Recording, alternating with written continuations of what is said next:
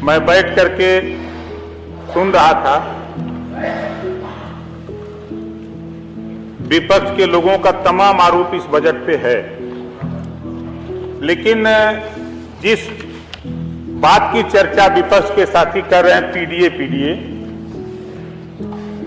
जितने लोग बोले हैं किसी के जबान पे एक बात नहीं आई कि अनुपूरक बजट में बधाई देना चाहिए था वित्त मंत्री जी को कि 300 करोड़ रुपया छात्रवृत्ति के लिए इन्होंने बिना मांगे दे दिया है। और अब तक अगर हम पिछले कार्यकाल में जाएं तो सभी बच्चों को छात्रवृत्ति नहीं मिलती थी। इसी सदन में कई बार कहते कहते बजट बढ़ाते आज उस मुकाम तक पहुंच गया है कि आप धैर्य रखिए, जितने भी पिछड़ी जाति के बच्चे हैं सभी बच्चों को छात्रवृत्ति इस बार मिलेगी संपूरक बजट से।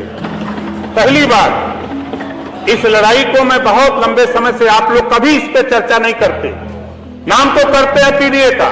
बीमारी जरा देखिए, हम माननीय मुख्यमंत्री जी भी हैं, वित्त मंत्री जी, हमारा एक सुझाव है, जो पिछड़ी जाति के बच्चों को छात्रवृत्ति में थोड़ी सी दिक्कत हो रही है आय प्रमाण पत्र में, उसमें शायद ये दिक्कत आप लोग दूर कर दिए होते ना तो उधर रहते। वर्तमान ग्रामीण क्षेत्रों में 46,080 रुपया सालाना वार्षिक आय लेखपाल नहीं बनाता है। शहरी इलाकों में 56,460 रुपए वार्षिक, अगर जोड़ लेंगे मनरेगा का भी तब भी लेखपाल नहीं बना रहा है। हमारा अनुरोध है माननीय वित्त मंत्री जी से, इसको बढ़ा करके बजट की कमी, इसमें बजट की जरूरत भी नहीं है, इसको 1.5 लाख रुपए करने का प्राविधान हो जाए ताकि पिछड़े समाज के जो बच्चे छात्रवृत्ति से छूते रह जा रहे हैं वो भी इस क्राइटेरिया में आ जाए।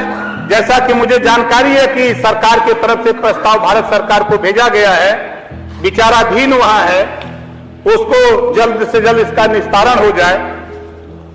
अभी हम अपने परिवहन मंत्री और वित्त मंत्री दोनों लोगों को बधाई देता हूं कि आधी आबादी, बड़ी चर्चा हो रही है आधी आबादी, जब 60 वर्ष की महिलाओं को फ्री बस सेवा दी गई वो भी दिक्कत है भाई। अनुपूरक बजट में आया नहीं तब तक फ्री कर दिया वर्मा जी, आप भी वित्त मंत्री रहे हैं, भूल जाते हैं। असल में इधर गोल में आ गए हम हम आपके सामने हैं, आपको पता नहीं है, आप लोग नए अखबार पढ़ते हैं, टीवी देखते हैं तो आपको पता क्या होगा।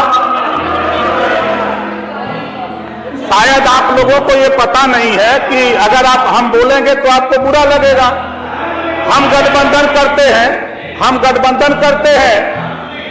तो हम दल बदलू कहते हैं। अब 8 बार आपकी पार्टी ने गठबंधन किया तो आप दल बदलू नहीं कहोगे, आप नहीं कहोगे, हमको कहोगे इस नाते कि हम कमजोर है भाई, हम कमजोर में हैं। आप तो बिना पेदी के हो नहीं, कभी कांग्रेस से, कभी सत्ता से, कभी बसपा से, कभी सुभाषपा से, कभी निषाद पार्टी से करोगे तब तो नहीं कहोगे, लेकिन हमको तो जरूर कहोगे क्योंकि जतियों में हम छोट हैं, जतिया में आप बड़े हो, उम्र में बड़े हो, सत्ता में रहो, इस नाते चाहे जिसको जो कह लो, लेकिन आपकी नाकामी के वजह से जो 38% पिछड़ा था वो भारतीय जनता पार्टी के साथ खड़ा हुआ है। इसके वजह से देश और प्रदेश में सरकार, इसको स्वीकार करो। आज जिस पीडीए की चर्चा हो रही है आप कर रहे हो, क्यों कर रहे हो? सत्ता थी तब तो पीडीए नहीं याद आया, तब जातिवाद जनगणना याद नहीं आई, अब आज याद आ रहा है सब कुछ। हमारे भाई आशीष पटेल जी ने कहा, मंत्री जी ने बहुत सही बात कहा है दोनों कि 4 बार की सरकार में एक बार भी सदन में, सपा की सरकार में एक बार भी जातिवाद जनगणना की चर्चा नहीं हुई है। उठा के रिकॉर्ड निकाल के देख लीजिएगा, जो मुझे जानकारी है। ओम प्रकाश राजभर जब आपकी गोल में गया, जब बोलने लगा तब समझ में आपको भी आया, तब समझ में आया, नहीं तो नहीं समझ में आ रहा था।